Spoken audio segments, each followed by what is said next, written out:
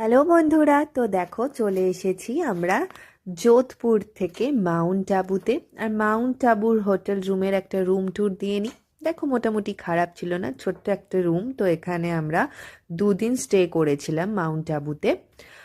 তো এখানে ছিল একটা সোফা, ছিল বেড, ছিল ওই টেবিল। আর গুবলাই বলছিল যে আলমারির ভেতর নাকি টিকিট রয়েছে, তাই আমি ওকে দেখিয়ে দিলাম যে না, এখানে টিকিট ছিল না, এখানে শুধু চায়ের কাপ ছিল। টিকিট আমরা পরে পেয়েছিলাম ওদের বলার পর।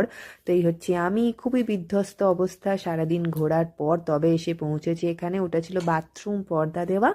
তো মোটামুটি ঠিকই ছিল আমাদের 3 জনের জন্য রুমটা। দেখে নাও ভালো করে।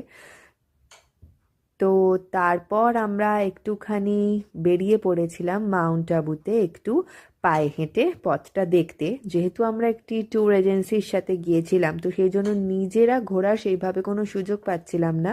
তো এই দিন মাউন্ট আবুতে এসে ওই জন্য আমরা বেরিয়ে পড়েছিলাম দেখতে মাউন্ট আবু শহরটাকে নিজেদের পায়ে হেঁটে। ওটা ছিল আমাদের হোটেলের বাইরে থেকে ভিউটা। আর এখানে দেখো বিভিন্ন রকম রেস্টুরেন্ট রয়েছে, তোমরা নিজেরা আসলে এখানে খাওয়া দাওয়া করতে পারো। অনেক প্রচুর হোটেল রয়েছে। মানে মাউন্ট আবু তো বেসিক্যালি একটা হিল স্টেশন। আমার তো ভীষণ পছন্দ হয়েছে জায়গাটা। আর এখানে একটা হলিউড বলিউড রেস্টুরেন্ট, দেখো এর গেট আপটা বাইরে থেকে দেখেই ভীষণ ভালো লাগছিল। কিন্তু আমাদের যেহেতু ওখানেই খাওয়া দাওয়া করতে হবে হোটেলে ফিরে, তাই আমরা বাইরে থেকে দেখেই মন ভরিয়ে নিলাম। আর এটা হচ্ছে মাউন্ট আবুর একটা লেক। তো এই লেকটায় পরের দিন আমরা আবার বোটিংও করেছিলাম। তো আগের দিন চলো এখানে আমরা একটুখানি দেখে নিলাম যে বাইরেটা কি রকম। এখানে সুন্দর একটা ওয়াটার স্পোর্ট গেম রয়েছে, বোটিং করার জায়গাও রয়েছে, সমস্ত কিছু। ঠান্ডা খুব বেশি নেই, অল্প অল্পই ঠান্ডা ছিল। তো বেশ ওয়েদারটা ভালো লাগছিল।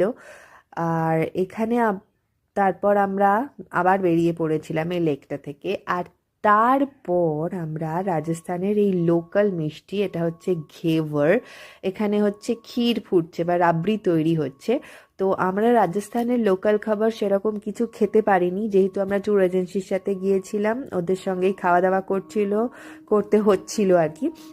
আর তাছাড়া হচ্ছে আমরা সময়টাও পাচ্ছিলাম না। সারাদিন ঘুরে আসার পর যখন হোটেল রুমে ঢুকছিলাম, তারপর আর ইচ্ছে করছিল না যে বেরিয়ে আর কোথাও যাই, কিছু খাই।